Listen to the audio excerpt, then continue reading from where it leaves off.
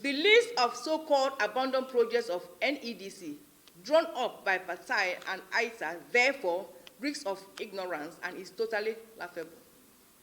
To date, NEDC stands out as one of the most transparent agencies in the country, and we are tempted to rate it as the most transparent in the country until such a time that someone is able to bring up empirical evidence to prove that another agency has surpassed that record.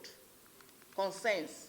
We are concerned that Patai and ITA are acting out as insidious scripts with worrisome consequences. At the very least, we see these two organizations as being driven by hunger that has made their coordinators insensitive to the dangers of plying their blackmail in a commission that is strategic to long-term peace in the terrorism-impacted Northeast geopolitical zone. But we think the attempt of discrediting the leadership of NEDC was not born out of stupidity. Rather, we see Patai and ITA as belonging to the NGO arm of Boko Haram, ISWAP, and their action is part of a larger plot to roll back the progress that has been made in reclaiming the Northeast from these terrorists.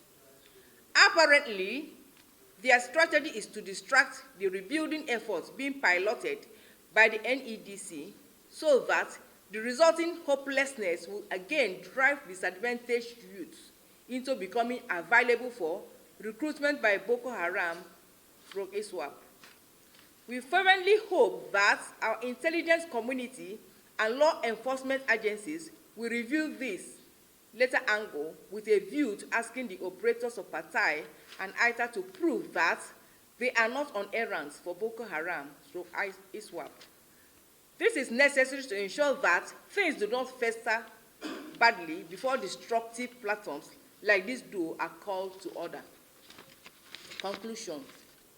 We urge the leadership of NEDC to disregard this criminal ultimatum handed in by Patai and ITA in order to focus on their mandate of returning the Northeast to the commercial powerhouse it was before terrorism disrupted lives there. However, while disregarding the ultimatum, the NEDC leadership should report the two organizations to law enforcement agencies to investigate their possible link to terrorism, because we fear that it is a matter of time before they begin to physically NEDC projects. We urge the relevant law enforcement agencies to take note and act in the interest of preserving Nigeria from rogue groups that masquerade as NGOs. Finally, while we advise the public to disregard these two organizations, we call on Patai and ITA to retrace their steps and stop their resort to blackmail.